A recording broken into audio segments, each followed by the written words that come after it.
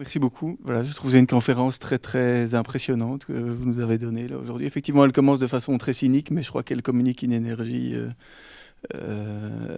très très forte. Euh, euh, voilà, j'étais très interpellé. Enfin, cette idée de preemptive design et preemptive research by design est évidemment quelque chose qui nous touche. Alors, je parle ici avec ma casquette d'académique à l'université. Finalement, c'est quand même notre mission. L'anecdote que vous avez racontée sur le projet de Office avec tout le monde se dispute et puis on met un design sur la table et des choses se mettent ensemble. Cette espèce de... Pas si vite que ça, mais là c'est un raccourci, c'est un peu magique, mais quand même cet effet-là est très inspirant. Donc voilà, je trouve tout ça très porteur. Et puis vous en avez parlé un peu à la fin, mais dans tout ça, je me suis dit, mais mon Dieu, pendant toutes ces choses que vous avez montrées, où était l'université? Et alors, est-ce que c'est l'effet... Du coup, je voulais vous poser la question, est-ce que c'est l'effet de la présentation? Quel a pu être le rôle de recherche ou d'activité universitaire? Et effectivement, à l'avenir, quel est selon vous le rôle qu'elle a joué? Justement, parce que quelque part, on a des moyens pour être preemptive. Une présentation est bien sûr jamais complètement honnête ou complète, mais aussi honnête, dans le sens que certains projets, par exemple dans le Pilot Projects Collective Housing, je crois 2 ou 3 des 5 projets avaient une affiliation avec une université. Mais ce n'était pas quelque chose qui était demandé en soi, mais donc ils s'étaient groupés avec des différents experts. Mais comme vous dites très correctement, effectivement, il y a des budgets. On n'a pas pu avoir les budgets, disons. Donc, on leur a donné des budgets.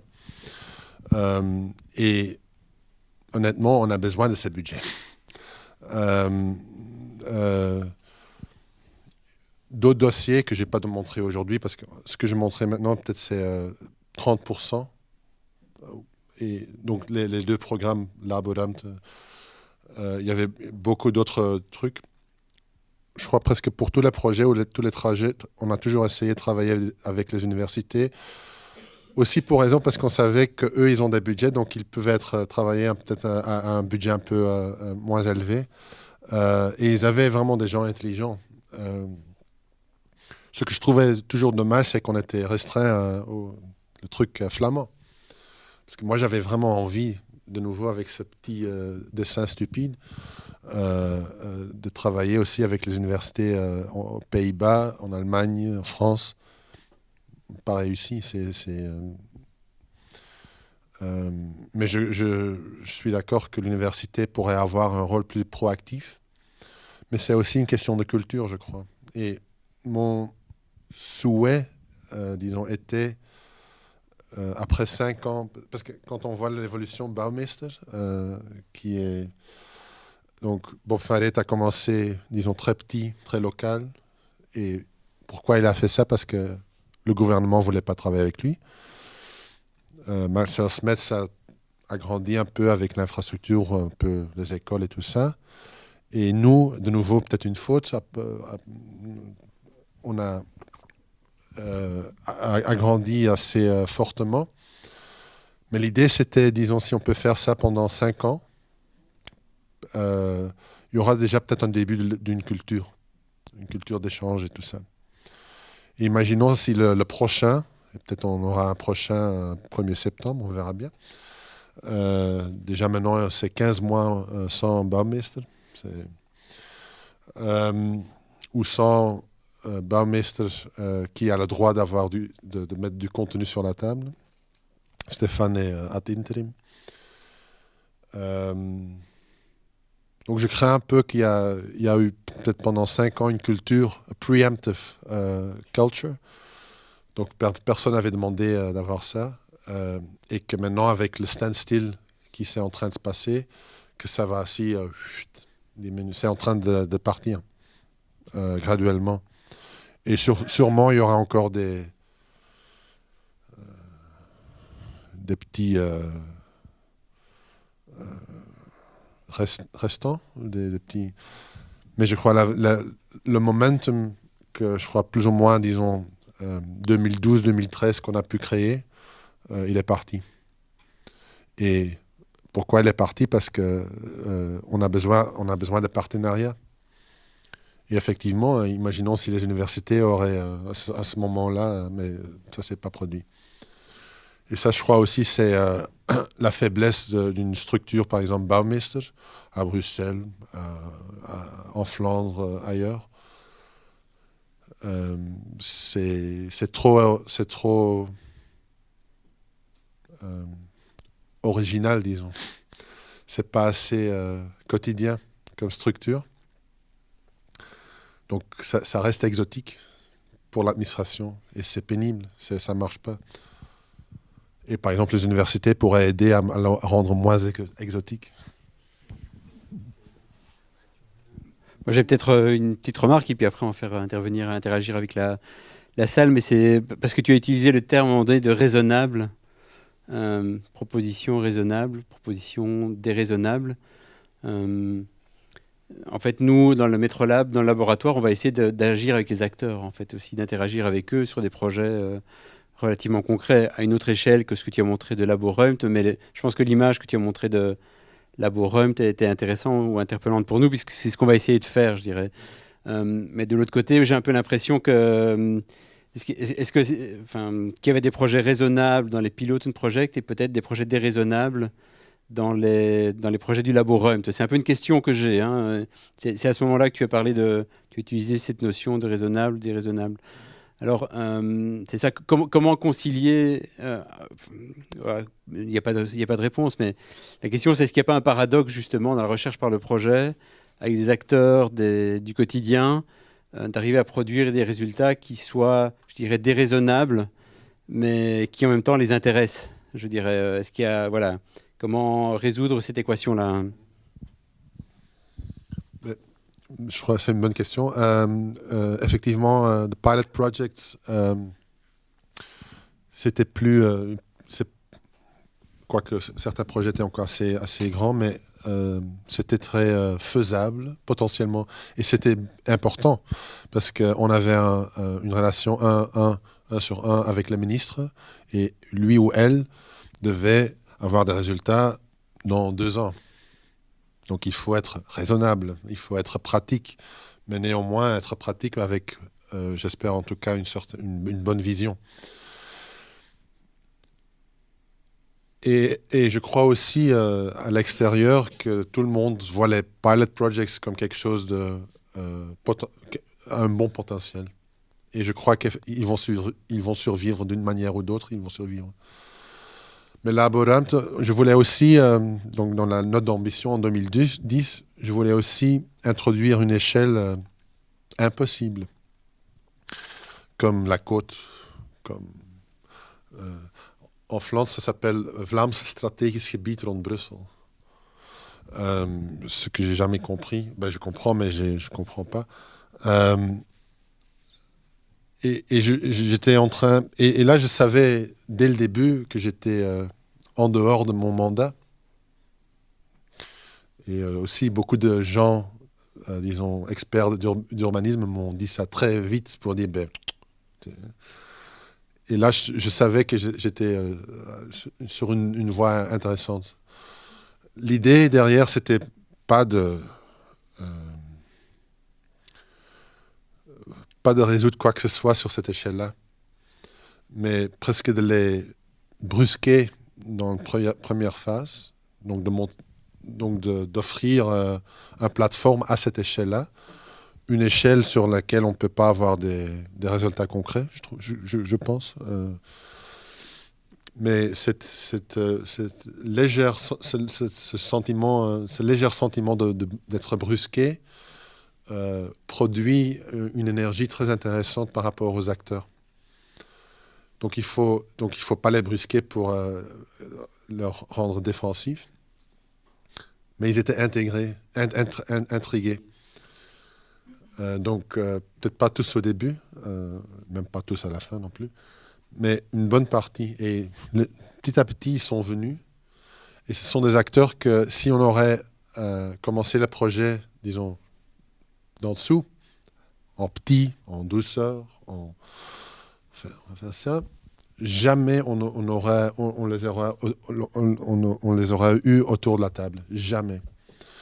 Et donc, je ne dis pas que c'est la solution, mais c'est une approche potentielle pour attirer certains acteurs qui se sentent au-delà de grassroots. Il faut être aussi conscient de ça. Pas tout le monde est servi par un grassroots, une approche grassroots. Et je crois que ce qu'on a fait, c'est pas non plus du top-down. C'est quelque chose vraiment... C'est quoi? Middle out? Non, mais le terme officiel, c'est middle out.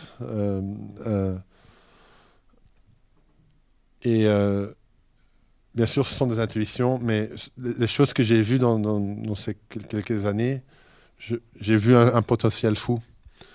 Et je crois qu'il faut... c'est pas... Donc, ce que j'ai montré ici, ce ne sont pas les solutions, bien sûr. Mais les choses que j'ai montrées, Pilot Projects et Laborant, ne sont que... donc, une sorte de relevance,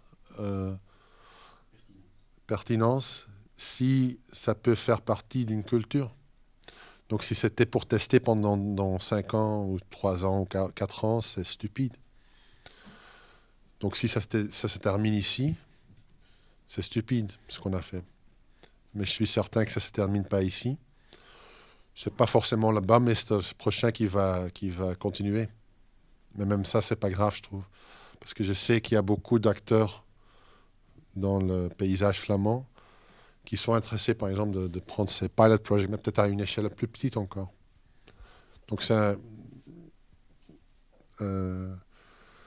donc je comprends ta question, mais je reste sûr et certain du fait qu'il y a un intérêt aussi à montrer une échelle impossible pour, à la fin, de toute façon, on va arriver à des projets assez locaux.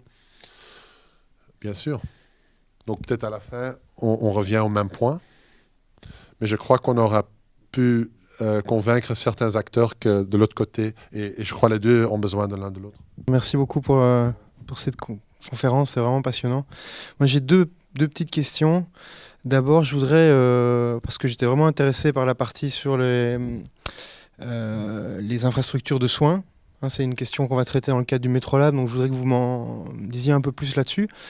Et notamment sur le fait que quand vous montrez que vous avez cherché à développer des collaborations spécifiques avec les différents ministres et en charge de compétences spécifiques, logement, santé, école, art, etc., on voit que ça demande évidemment du space producer une polyvalence aussi assez importante en fonction des thématiques. Les enjeux de la santé ne sont pas ceux de l'école, ne sont pas ceux de l'art, etc. Donc je me demandais, pour justement ces projets relatifs aux soins et à la santé, qu'en était-il non seulement de la research by design, mais peut-être de la research before design, c'est-à-dire comment est-ce qu'on s'immerge en fait dans un champ et dans les enjeux qui sont propres à la santé. Vous êtes passé assez vite sur la question de l'infrastructure palliative et donc aussi une recherche qui concernerait là, une interrogation sur ce qu'est l'expérience palliative, ce que ça signifie pour les personnes et donc quelles sont les implications spatiales de ces questions-là. Donc, comment vous abordez ce genre de situation? Est-ce que vous vous entourez aussi interdisciplinairement de personnes qui peuvent également peut-être avoir leur mot à dire sur ces questions-là? Première question. Deuxième question, je suis aussi extrêmement intéressé par la sensibilité politique en fait du space producer et de la manière dont elle joue de manière plus ou moins explicite ou implicite dans votre action. Hein, donc on souligne à différentes reprises des préférences politiques, des options politiques auxquelles je suis sympathique par ailleurs, quand vous dites que bon finalement vivre en périphérie devrait coûter plus cher, ben vous êtes pour vous faites valoir une conception de la ville solidaire en quelque sorte, et sur le plan social et territorial, la ville qui se tient. Bon, quand vous dites que l'architecture, j'ai lu ça dans un titre, l'architecture est un droit de base, qui est destiné non seulement aux clients de Franck Gehry, mais à d'autres. Bon, vous défendez des positions. Ce qui est particulier, c'est que bon, moi je suis sociologue. En tant que sociologue, quand on présente un peu ces positions politiques, on est vite disqualifié, vite discrédité comme scientifique. De votre côté, j'ai l'impression que les choses sont peut-être un peu différentes. Le geste, je ne sais pas si la dimension, l'aura de l'architecte, la capacité à générer aussi des éléments, notamment visuels, comme ceux que vous nous montrez. Je me demande s'il n'y a pas une capacité aussi de diversion dans l'architecture par rapport à des sensibilités politiques qui sont toujours là, derrière les présentations, et qui peuvent agir, et c'est positivement que je le dis, qu'on peut arriver à faire jouer des influences, notamment sur le plan politique ou normatif, d'une manière qu'on vous envie en quelque sorte. Voilà. Et je voulais savoir ce que ça vous inspire. Alors bon, peut-être ça n'a pas toujours été très heureux, mais c'est déjà beaucoup plus que on peut imaginer. Peut-être d'abord la question, donc peut-être le seul conseil que je pourrais donner pour le research avant le research by design, c'est, je crois, les meilleurs experts qu'on puisse trouver sont les gens qui sont dans l'administration. Et je dis pas ça d'une façon un peu pour être gentil, mais il y a une expertise folle dans l'administration, il y a une frustration aussi énorme dans l'administration. Et tout d'un coup, quand on les a offert cette table, il faut bien sûr choisir les plus malins ou les plus malines. Mais ça bouge, quoi. Ça va... Parce qu'eux, ils ont la liste de tous les clients. Ce que j'appelle clients, parce que dans le soin, c'est donc tous les care providers, donc tous les pouvoirs publics qui offrent du soin. Eux, ils ont la notion sur le terrain, qui a quel problème ou qui a quel besoin. Donc organisation X veut expérimenter sur ce niveau-là. Et ils ne peuvent pas parce que la législation, surtout dans le soin, c'est voilà. Y, ils savent, c'est tchac, tchac, tchac. Ils ont pas officiellement, mais ils ont la liste. Donc la première chose qu'on a fait, parce que moi j'en connais, sauf comme architecte, j'ai construit quelques... Mais en soi, j'en connais peu. Je connais peu du sujet. Donc pendant 2-3 réunions, on a déjà une liste de problématiques, de challenges que la loi n'accepte pas, que eux, comme administration, veulent accommoder, mais ils ne peuvent pas, et que les clients veulent avoir. Et voilà. Et donc, ça c'est une chose. Ce qu'on n'a pas fait, et c'était voulu, c'est de faire, même aussi pour le logement, ou d'avoir les experts, par exemple pour l'agriculture. On a bien sûr travaillé de nouveau avec l'administration qui gère le département de l'agriculture. Et de nouveau, on a trouvé des gens aussi des gens, par exemple, qui ont fait avaient juste fait des PhD, mais tu prends le PhD et tu as déjà tes 3 ou 4, 5 thématiques sur lesquelles tu veux travailler les 5 prochaines années. Donc, si je pourrais donner un conseil, c'est vraiment travailler avec cette administration pour commencer. Et puis, on peut voir, pour certains, comme le palliatif, là, il faut aussi certains experts, mais je crois pour chaque subthématique, on a chaque fois donc d'abord établi quelles sont les 5 subthématiques. Et c'est pas exhaustif, donc c'est un choix. On perd toujours, mais c'est un choix. Et là, on a chaque fois fait en sorte qu'il y aura un expert, de spatial, et un expert sur la thématique qui pourrait assister le client. Donc, très simple, donc. Et sûrement plein d'erreurs et plein de... mais ça va plus vite. Et moi, j'étais pressé, quoi. Et ministre aussi. Deuxièmement, sur la politique, je crois dans ma vie, j'ai eu l'estampe, non, le tampon, presque de toutes les parties sur ma tête, sauf Vlaams Blok, NVA et tout ça. Donc quand j'étais à la Cambre, on me considérait comme un bleu profond. Maintenant, quand on voit ça, on croit que je suis aucun des trucs. J'y crois pas non plus de cette division politique. Mais je crois que c'est important qu'on essaie, et c'est pour ça peut-être aussi que je m'appelle personnellement pas vraiment architecte, mais non plus Space Producer, parce que c'est un peu ridicule, Space Producer, dans la presse. Mais quelqu'un qui essaye de s'engager d'une façon publique, et je crois, premièrement, pour le public, mais qui sait aussi, par exemple, que le privé est quelque chose on ne peut pas le nier non plus. Donc, de nouveau, par exemple, ce n'est pas une réponse à la question, mais par exemple, ce qu'on a fait aussi, c'est qu'on a publié un petit bouquin, ça s'appelait 100 voix, Stemmen, 100 voix sur le PPP. T'étais dedans, non? Non, merde. Donc, c'était des architectes, des politiciens, des entrepreneurs, des contractors, donc des gens qui construisaient. Et on leur posait chaque fois les 5 mêmes questions. Hein, qu'est-ce qui est bien, qu'est-ce qui va mal? Ça, c'était aussi un pre-research, par exemple. Très vite fait. Ça ne coûte pas beaucoup d'argent non plus. Et on fait un beau petit bouquin qui a un objet. Ça aussi, je trouve que c'est important que même le research devient quelque chose qu'on veut avoir comme objet presque. C'est pas simplement le contenu, il est bien sûr extrêmement important, mais aussi qu'on réfléchit de la totalité. Et l'idée aussi, c'était en fait de faire des pilot projects PPP. Mais ils m'ont coupé, quoi, donc je ne suis pas arrivé là. Parce que je crois pour chaque thématique, on peut faire des pilot projects, si on est assez clair sur ce qu'on veut faire.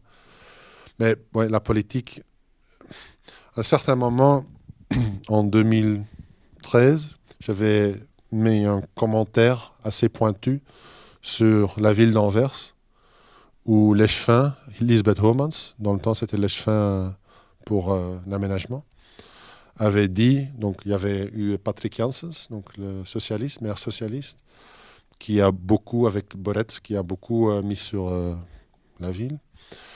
Et juste par le fait que tout d'un coup l'opposition devenait la grande partie, elle disait, je veux bien accepter qu'avant moi, la ville était importante, mais maintenant on a d'autres soucis, donc sur la sécurité et tout ça. Et quand j'ai lu ça, elle disait littéralement que stadsontwikkeling, donc le développement de la ville, n'était pas une priorité. C'est même pas un choix. Donc la politique apparemment pense qu'elle a le choix de dire que le développement de la ville n'est pas une priorité. Donc j'ai écrit une critique qui vraiment m'a coûté ma tête 2 ans plus tard. Et mon ministre était aussi de la même partie. Donc tout d'un coup, j'ai montré une fois où je devais venir chez lui, mais il y avait encore un autre article où donc là aussi, la presse raconte tous ces bazars-là. Donc je devais aussi aller m'excuser chez lui, ce que je n'ai pas fait. Mais c'est pourquoi. Et puis il y avait toute une discussion dans la presse si l'architecte pourrait être un être politique, oui ou non, si un bourgmestre pourrait s'exprimer politiquement, oui ou non. Mais c'est une non-discussion. C'est politique. Donc moi je comprends pas. Et moi je trouve qu'effectivement il faut prendre une liberté. Peut-être aujourd'hui j'ai dit ceci qui semble avoir une tendance socialiste peut-être. Mais demain je dirais quelque chose, par exemple sur le PPP, et à la limite je suis même fan du PPP. Si donc je peux prendre une autre couleur demain aussi. Mais c'est quelque chose que les gens apparemment ne comprennent pas, qu'on peut être une sorte de caméléon et pas trahir soi-même et trahir la communauté. Peut-être c'est pas une réponse à votre question, mais moi je crois que chaque situation, chaque projet, chaque challenge demande une certaine clarté. Et par exemple, quand j'ai dit cette phrase un peu peut-être stupide, que l'architecture, c'est pas pour les riches, mais c'est parce que c'est encore toujours vu, surtout pour la classe politique, et c'est un extra, un nice to have. Donc pas l'urgence même, pas le core, mais c'est toujours, si on a encore un peu d'argent, mais on va faire de l'architecture. Mais donc c'est pour ça que je dis ça, peut-être j'abuse peut-être le discours socialiste, mais... avec beaucoup de plaisir alors. D'abord, merci pour cette belle conférence, très inspirante. J'aurais aimé revenir sur ce que tu as dit sur le rôle de l'architecture dans l'évolution des politiques, le rôle de la recherche par le projet dans l'évolution des politiques, et au-delà du coup de la dynamique de projets pilotes et de la dynamique culturelle dont tu parlais à ce niveau-là. Est-ce que vous avez aussi travaillé justement sur cette évolution de la politique, éventuellement sur l'évolution des procédures, donc des politiques d'aménagement, ou surtout des procédures qui peuvent les encadrer? Donc c'est-à-dire au-delà du fait de réaliser des projets pilotes qui peuvent permettre de tirer des enseignements sur la manière dont doivent être conçues différentes démarches dans les secteurs que tu as énoncés. Est-ce qu'il y a aussi eu un travail sur après de l'intégration de ces enseignements au sein des procédures qui les encadraient au départ, quoi? Sur les 6 trajets donc, qui ont démarré, donc moi en tout cas personnellement j'ai simplement eu la chance de accompagner le trajet pour le soin, pour le seul fait que, comme je montrais là tout à l'heure, qu'on a directement commencé, même s'il n'y avait même pas encore une architecture, disons, sur la table, mais on avait déjà une intuition. On a directement fait le parallèle avec l'administration pour dire, ça aura quel type d'effet. Donc, parce que, de nouveau, les procédures, elles sont très lourdes pour intégrer ça de façon officielle. Et même hier, bien que ça fait déjà maintenant plus d'un an que je suis dans ce monde, j'ai eu un mail de quelqu'un de l'administration pour dire tac, tac, tac, ça sont maintenant les résultats. Et de nouveau, pas tout est génial, hein, c'est pas encore complètement gagné. Mais au moins, dans ce secteur-là, ils ont compris que c'est un élément complètement crucial pour aboutir à quelque chose. Dans les autres, je sais pas. J'ai pas eu d'écho. Mais l'idée, et je crois que dans ce sens-là, c'est une très bonne question. Je crois qu'il faut aussi déjà l'activer dès le début. Donc pas d'abord research, puis research by design, puis établir quelque chose ou construire quelque chose, et puis aller vers la législation. Je crois qu'il faut vraiment dès le début. Et c'est difficile parce qu'au début, on n'a presque rien. Mais déjà, même si on n'a presque rien, on reçoit des books pareils. C'est énorme, quoi. J'en connais rien de législation, mais c'est énorme quelle sorte de type d'avalanche que ça crée. Et je crois que ça vaut la peine aussi que des experts se forment qui connaissent et en même temps la législation, et en même temps certains niveaux de politique, et en même temps le research by design. Et peut-être pas forcément, c'est eux qui doivent pas forcément faire le research, mais qu'ils le comprennent. Parce que nous, on a, disons, perdu beaucoup de temps parce qu'on a dû, dans l'administration, faire en sorte que, disons, les plus malins puissent comprendre les effets ou les bonis de research by design. C'est un exercice extrêmement difficile. Il n'y a pas de règles, disons. Donc si moi je suis très convaincant, ça marche. Si je suis là un peu comme ça, ils sont là aussi parce qu'en fait, les heures, donc ils ont travaillé et ça va. Donc c'est vraiment aussi, il faut être très convaincant, très. You have to believe in the thing and make sure that each time, and you have to come time after time, and ouais. Je pensais à une série de choses que tu as dit pendant la présentation au début, par rapport à Guéry, clairement dire qu'il fallait faire très attention par rapport à l'architecte ou à l'architecture, voilà, qui s'enferme en elle-même. À un moment, quand tu as montré l'image de Witt, architecte, par rapport à Metropolitan Landscape, tu as clairement dit aussi qu'il y avait encore une difficulté avec le langage et on avait tendance à s'enfermer. Et puis à un moment, tu as dit héroïque, il faut faire attention aussi, pas être héroïque.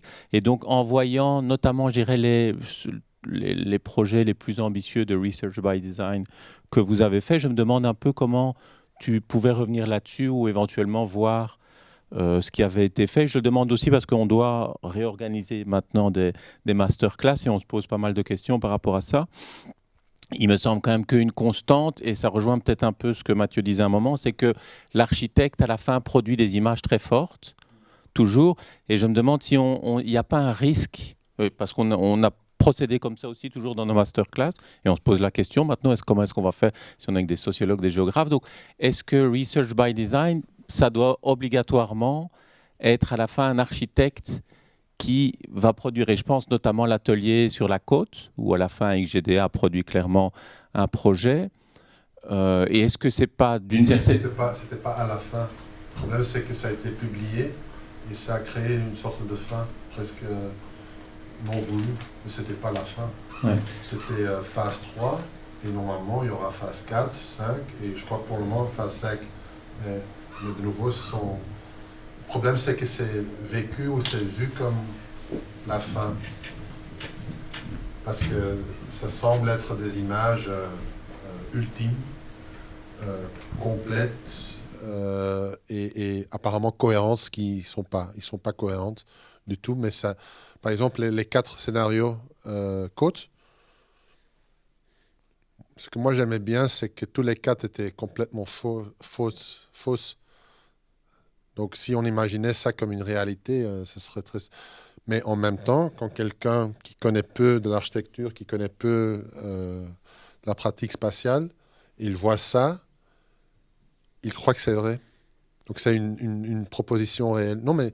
Et j'ai vraiment pas la solution là-dessus. Mais, donc, il faut vraiment faire gaffe que... Non plus, je crois qu'il faut produire des choses un peu trop mous, trop... nondescript, trop générique, un peu chaleureux et sympathique. Les trucs de Geert sont très in your face. Mais je crois que c'est un défi, et peut-être c'est pour les universités aussi, d'essayer de trouver ou de coproduire ce vocabulaire de représentation dans différentes phases de Research by Design. Et je crois, pour moi, le seul, peut-être, oui, pas la seule, mais la chose que j'ai appris en faisant Laborum, c'est que Research by Design doit être une constante. Pas pour gagner du temps, pas pour ou gagner de l'argent, mais ça doit être une culture, une ADN. Voilà. Pour le moment, ce n'est pas le cas. En tout cas, pas au niveau politique, par exemple. Et comme je disais là tantôt, mais je suis vraiment sincère, par exemple, si d'ici 10 ans, en Flandre, chaque fois il y a un nouveau ministre qui dit je veux I want my pilot projects. Hein? Je sais bien que ce sont un peu cons, mais en même temps, imaginons si c'est le cas, donc que ça devient une sorte de réflexe immédiat. Donc, premier mois du mandat, ministre X dit I want my pilots projects. L'administration commence à régler ça. Alors l'administration est activée d'une manière complètement différente. Et maintenant, encore toujours, l'administration est considérée comme une armée qui va un peu... oui. Mais ils ne sont pas considérés comme quelque chose qui pourrait avoir une autonomie et une intelligence autonome. Donc je crois que le Research by Design doit être une attitude permanente, mais avec peut-être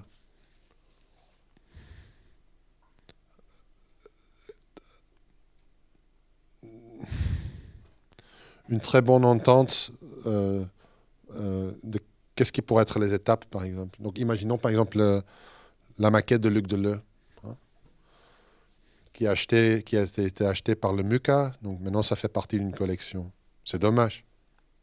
Parce que là, tout d'un coup, s'est rendu impotent. Bien sûr, c'est fantastique, c'est dans la collection en soi, mais en fait, c'est la fin de l'histoire.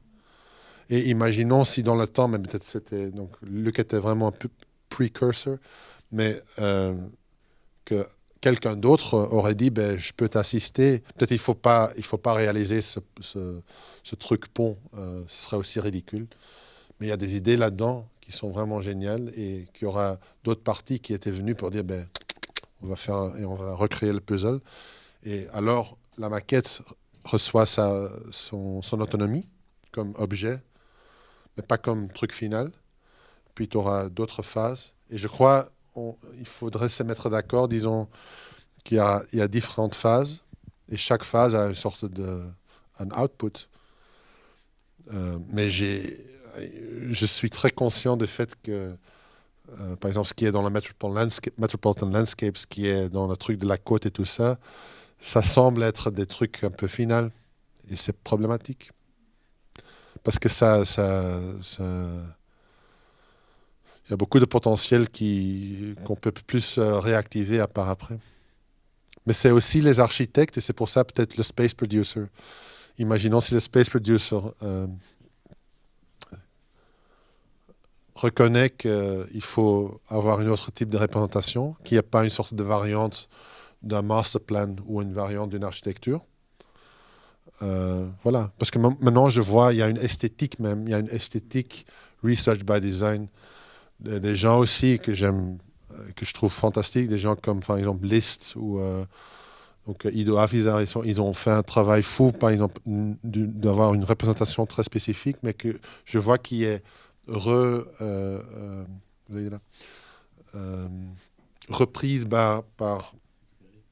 récupérée, pas simplement par Research by Design, mais aussi par des architectes, et tout d'un coup, ça devient mou. Tandis que chez Ido Avizar, c'est très pointu. Donc, je crois, vous avez I mean, you have to create your own language.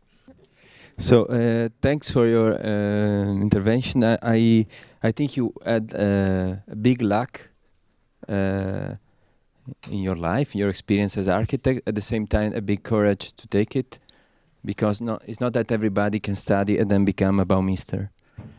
But it's great to see how you are much engaged in policy and in politics, sorry, and you care about it and you believe in the role of architect, who is normally sometimes also in this time of crisis struggling to find some work to at the end, let's say, find this role in this society. So somehow you are reversing it and basically bringing him at the center of, let's say, the arena. Well, thanks. I have a couple of comments. The first is very technical, but I'm wondering, it was nice to see that, nice. I noticed that even though you had a kind of a freedom, maybe, or you found, or you fought for it, you had to fight for it to find this freedom in your practice as Baumeister. The pilot project, are really always focusing on building something. Even though it was the open space, so again, even though we know how much is the problem of this kind of diffuse landscape, there is still the need to find answer by building. So, and probably as architects, we need to do that. And I'm wondering, is it the case? But this is very technical somehow and related to Flanders. I think most of the projects are about building. But also rebuilding, for instance. So it doesn't have to be new all the time. But I think that the building as such, maybe today it's not popular to talk about building. but if you see, let's say, the sheer numbers of the challenges which are coming towards us, we better should have a kind of very good visionary strategy for building in a very intelligent way, which probably could be completely different than the way we build now, the way this thing is built or whatever. But the idea of building, I think, is, again, I mean, maybe it would be popular to become very grassrooty and say, well, we'll do just a little. I think we need massive building, but it should be much more intelligent than the way it's been built for the last 200 years. And again, there are a lot of things, also technological things, which could help you on that level. But at the same time, I mean, for instance, the metropolitan landscapes, it's about building landscape. I think we're in the Eurodelta. No 1 square kilometer of the Eurodelta is natural landscape. So I don't mind talking about building landscape within the Eurodelta. I don't mind talking about building landscape in Switzerland. I do mind this stupid tower, for instance, in Switzerland, because they didn't get the whole thing. And they just saw an opportunity as an architect. They built this kind of fetish for Russian, Saudi money people, because, I mean, 1 floor is like, I don't know how much, probably like a couple of thousand euros per night. So, I mean, imagine again if all the architects, which are around, or at least maybe 50%, would really acknowledge in different ways. I mean, because again, there is no one solution, but would acknowledge these things. What could my impact be, personally, but also within the global? What could, I mean, the things I say yes to, because you still have, as an architect, you have the freedom of saying no. I've said no a lot of times. Sometimes I regret it, but often I don't. But most of the architects just say yes because they have a practice. So again, we're in a fucked up economical system, which, again, we don't have to moan about, but we have to produce these models which can be economically viable. So again, maybe that's my dark blue casket, but I think an architectural office should earn a lot of money. Why? Because it needs to be preemptive in it. So on the one hand side, it could answer questions by clients, but maybe 50% of the activity should be also being your own client and saying, well, I think, like Luc Deleuze did, I think there is a urgency and a necessity on that societal point, and I'm going to envision a visual, spatial imagination on the subject. That's what we can do. That's, in a way, the only thing we can do. And if we're quick enough, we can actually maybe also surprise some people. Maybe we can surprise some politicians. I think in the 5 years, we managed maybe 1 or 2 times to surprise some politicians. And that's a fantastic moment. That's maybe the only moment of empowerment of architecture that I actually felt. And imagine if this kind of possibility would enter again into the realm of education and school. Maybe not an 18-year-old student, but let's say master after master. And you wouldn't be treated as a kind of academic, you know, in your own thing. No. Merci pour cette conférence, probablement la meilleure conférence d'architecte que j'ai entendue depuis longtemps, mais vraiment longtemps. Probablement parce que vous n'avez pas beaucoup parlé d'architecture et vous en avez bien parlé. Voilà, et donc j'attends ça impatiemment. Alors, ce que j'ai trouvé très intéressant, d'abord, je m'en veux de ne pas avoir connu votre travail avant. Je me sens très idiot. Mais pour le coup, j'arrive avec un regard relativement frais sur la chose et je vois des formes de réflexion, des postures, des démarches qui me semblent appartenir bien plus au champ de la prospective que au champ de l'architecture ou de l'urbanisme. Et que j'ai prospective territoriale. C'est une discipline scientifique qui... Voilà. Mais moi aussi, j'y connais pas grand-chose. Mais enfin, j'ai entendu des urbanistes, des écologues, des paysagistes. développer des réflexions de ce type-là. Avec un aspect qui, chez eux, est plus en sourdine, on va dire, c'est l'intérêt à voir éclore la réflexion sous une forme, comment dire, une mise en espace convaincante, hein, pour pas dire une image. Donc, votre réaction me conforte dans une intuition, c'est que j'ai l'impression qu'à un certain moment, vous êtes mis à sortir de votre champ de compétences initial pour aller plus loin et rendre possible l'architecture. Hein. Et peut-être dans quelque chose que vous ne connaissiez pas, mais l'intuition ou comment dire, les valeurs que vous vouliez défendre vous ont guidé. Et je me demande, est-ce que vous vous êtes senti un peu comme un apprenti sorcier, un peu en train d'inventer quelque chose, ou est-ce que vous saviez bien clairement le genre de compétences, de démarche, de savoir que vous deviez mobiliser? Est-ce que vous vous êtes senti à l'aise dans ce champ qui n'était pas le vôtre, comme si c'était plus facile de travailler dans... je ne sais pas si je me comprends. Et si, comment dire, si je me fais comprendre, oui.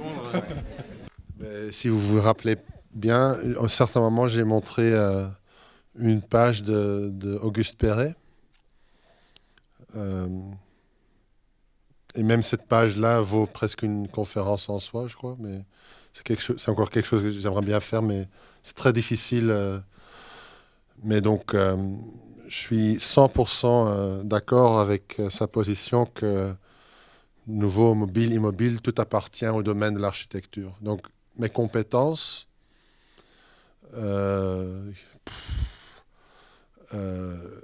moi, j'y crois pas. Disons, les compétences d'architecte, je crois dans les compétences, par exemple, pour pouvoir construire. Je peux croire dans les compétences pour pouvoir enseigner. Mais les compétences de l'architecte, pour moi, elles n'existent pas. En tout cas, j'y crois pas. Je crois que l'architecte mais le problème, c'est que l'architecte, à chaque moment, fait du auto-suicide. Non, auto-suicide. En fait, il se torpède à chaque moment pour la seule raison que l'architecture est compétitive. Et ça, c'est, je crois, le drame, disons, des 30 dernières années, que la compétitivité dans l'architecture. Donc, d'un côté, tout le monde dit que l'architecture est de nouveau mise sur page 1, la première page des magazines. En même temps, tout ce qui est derrière, c'est ridicule, quoi, le niveau de...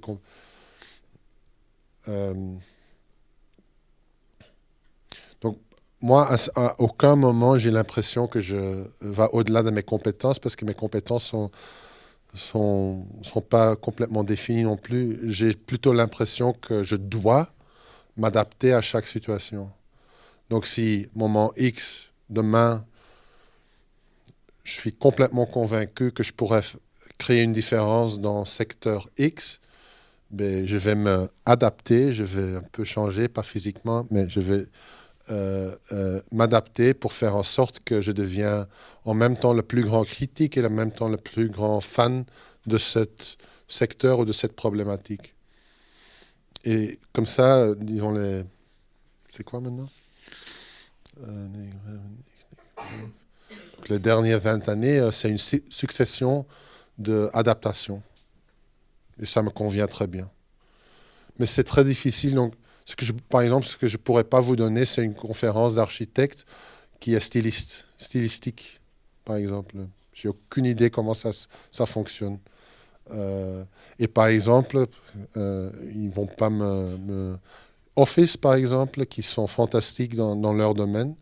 Mais moi, j'étais très content qu'on a pu les introduire dans les pilot projects collective housing, parce que ce qu'ils ont produit là, ce n'est pas un office, c'est autre chose. Je ne crois pas que c'est dans l'exposition aux Beaux-Arts. Et je suis très fier de ça.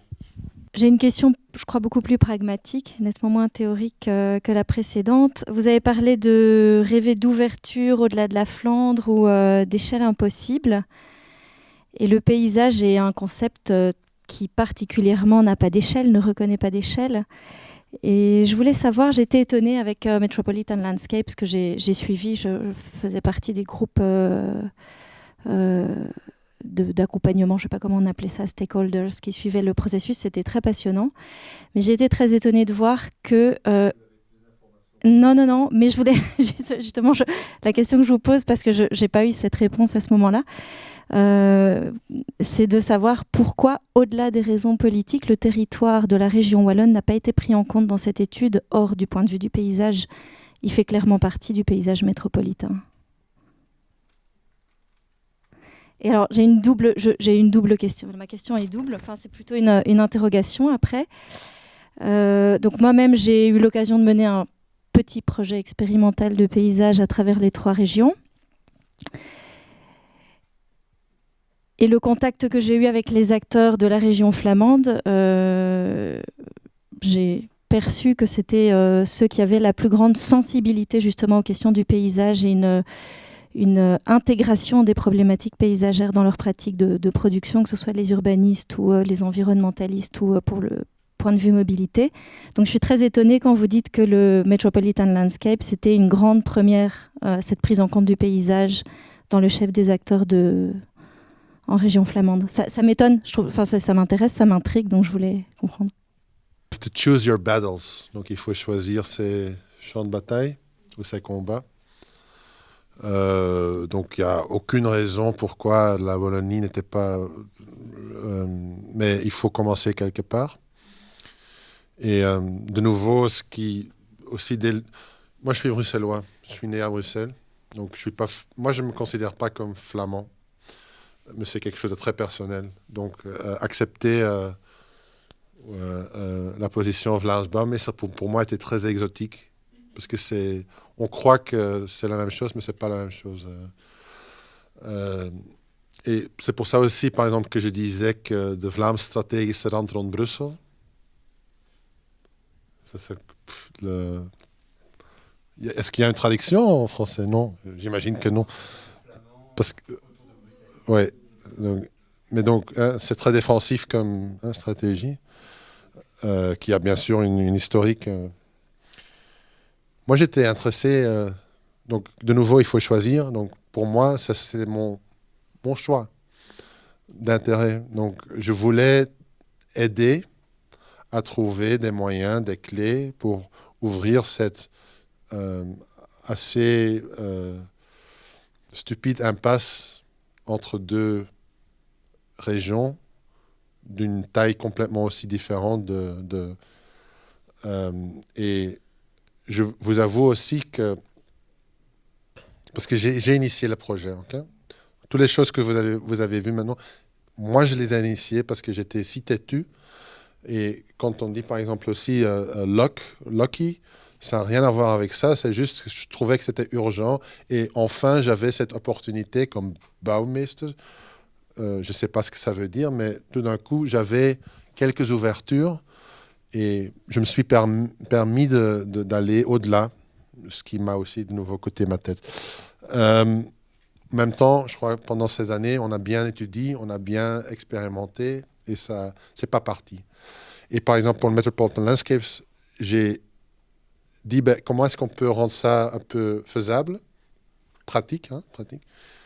Donc on prend le truc apparemment le plus simple, Open Landscape, mais c'est pas simple, mais apparemment le plus simple, apparemment le truc qui peut littéralement lier, comme vous dites, en fait il n'y a pas de limite, donc il peut lier tous ces trucs. Donc c'est si simple que ça, si stupide que ça, la première réflexion.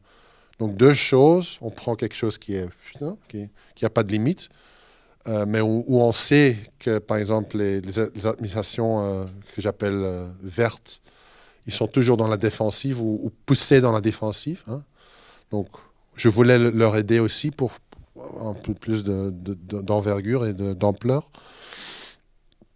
Je crois qu'il y a pas mal, comme le VLM, Vlaamse Landmaatschappij, ils étaient très contents d'avoir cette plateforme aussi. Et ils ont aussi contribué, ils ont aussi payé. Mais tout d'un coup, il y avait cette ouverture. En même temps, ce Vlaams Strategische Rand, pour moi, c'est comme quelqu'un m'avait tapé dans l'œil.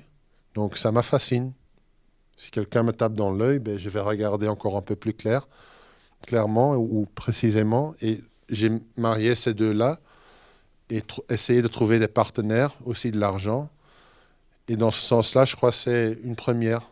Je ne dis pas qu'on a inventé quelque chose, mais on a mis quelques trucs ensemble que je crois qu'ils vont aussi avoir un effet sur le long terme. Voilà. Mais on n'est pas les seuls, bien sûr. Et il y a beaucoup de choses en parallèle qui sont en train de se passer. Mais il faut juste aussi faire gaffe qu'en fait, il y a une tendance pour le moment d'étudier des trucs pareils. Il y a beaucoup de colloques, il y a beaucoup de tables rondes, il y a beaucoup d'activations de différents partenaires et parties. Mais ça va produire quoi? Qui va prendre le relais pour faire en sorte que ça produit réellement quelque chose, autre que des livres, un tas de livres comme ça. Donc je suis le plus grand fan de Metropolitan Landscape, mais aussi le plus grand critique. Surtout quand je vois la publication, je ne suis pas d'accord. Mais ouais, ça devrait être un autre type de publication. Parce que ça donne l'impression de 5 projets finis. Oui, la finale, j'ai essayé que ce soit court, mais donc et revenir sur la question d'échelle, parce qu'à un moment vous dites bon, il y a une échelle raisonnable, il y a une échelle déraisonnable, et en même temps j'ai l'impression que votre attitude, elle s'adresse à une seule échelle, c'est-à-dire elle définit elle-même une échelle. Et donc, et que la méthode qui est projetée à travers à la fois tous les projets, et donc que vous appelez à la recherche par design, et qui pourrait et qui en tout cas au minimum a une méthode, une exigence, hein, et donc de pouvoir se séquencer, de pouvoir se répéter, de pouvoir se reproduire, eh bien elle définit une échelle, et donc je suis un peu étonné à un moment, donc vous dites je pense que chaque élu pourrait avoir un pilot, ce serait bien que chaque élu ait son pilot project, et à ce moment-là j'ai l'impression qu'on est plutôt alors dans un champ de compétition justement, c'est-à-dire qui est à l'envers de l'échelle. Non, je me trompe? Et aussi, alors, je voulais juste dire, par rapport à la question de la position des universités là-dedans, il y a aussi des risques de compétition dans la position des universités l'une par rapport à l'autre. Et franchement, quand on est un peu en dehors de la Belgique et qu'on doit expliquer la position des universités en Belgique, il n'y a personne qui nous croit qu'il y a autant d'universités et autant de compétition pour un si faible marché. Mais voilà. Et donc, d'où l'intérêt, évidemment, de trucs comme Metrolab. Bon, parce qu'évidemment, ça va tout à fait... Et d'où l'intérêt, je pense, de ce qui ressort, de la méthode qui ressort de l'attitude que vous avez eue pendant ces 5 années. Si ça produirait de la compétition, ce serait dramatique. Au contraire, ce que ça, idéalement, pourrait faire produire, c'est que ça devient une sorte de réflexe naturel. C'est presque comme tous les X temps, j'ai besoin de, je sais pas, du pain, disons, hein, pour survivre, mais que politiquement, ils ont besoin de ça pour survivre. Et en même temps, presque c'est une sorte de... ça ne doit pas non plus devenir un dogme, parce que alors ça c'est l'autre... mais que c'est quelque chose qui est disponible. Donc il y a un instrument qui est disponible. Il y a une variation de façon d'utiliser cet instrument, mais on sait, coûte que coûte, qu'à la fin, il y aura X projets qui vont ressortir et qui vont faire en sorte que d'autres projets par après vont avoir une plus grande liberté ou une plus grande intelligence législative pour faire les choses qu'ils doivent faire. Parce que je suis encore toujours convaincu, par exemple, dans le soin ou même, par exemple, dans le logement collectif / social, ces gens qui offrent ces services chaque jour, eux, ils savent ce qui est vraiment nécessaire. Ils le savent. Ce ne sont pas des fétiches, ce ne sont pas des frustrations. Simplement, ils savent ce qui est nécessaire. Ce qu'ils ne savent pas, c'est deux choses. C'est comment faire en sorte que ça devienne vraiment quelque chose qu'ils peuvent faire. Et ce qu'ils ne savent pas non plus, c'est que ce que j'appelle alors l'architecture ou le research by design peuvent leur aider. Ils ne le savent pas. Donc, disons, il faut être missionnaire un peu, mais montrer que ça a du potentiel, que c'est aussi qu'il y a vraiment j'espère aussi que vous avez vu dans le pilot projects, il y en a qui sont très, très bien visuellement, il y en a qui sont... c'est plutôt le plus intéressant. Donc il y a aussi une variation de output. Mais aider, c'est ça je trouve que l'architecture, l'urbaniste, le scholar doit faire, c'est comme une sorte de... on est tous une sorte d'un missionnaire, c'est de faire en sorte que ces parties-là comprennent qu'il y a une option ou des options dont ils ne connaissent rien, et c'est pas grave, mais donc nous, on doit faire en sorte qu'eux savent que ça existe. Et ça peut... Il y a différentes manières de... Donc, Baumeister, c'est une manière, une des 1000 manières. Mais je crois même que, disons, un architecte qui pratique, c'est aussi une manière.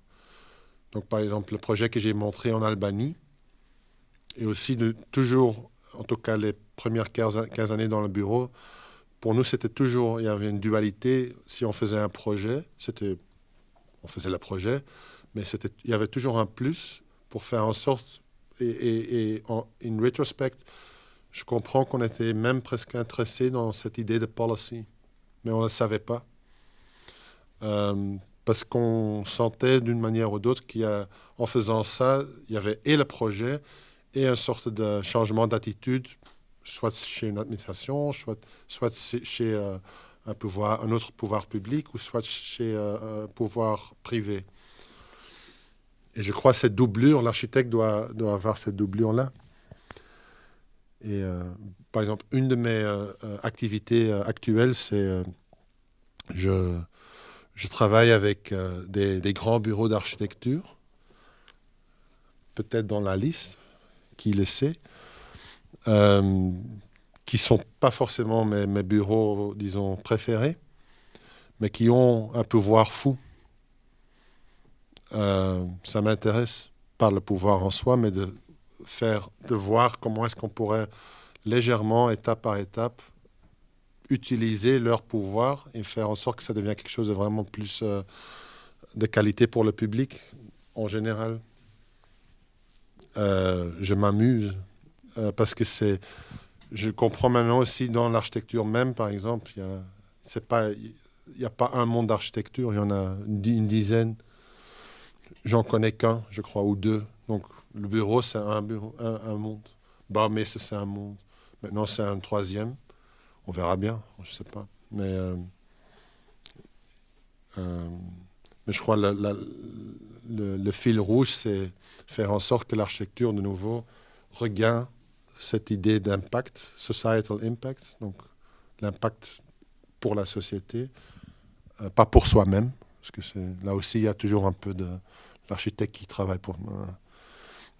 Et cette urgence de projet, donc est-ce qu'un projet est-il vraiment urgent?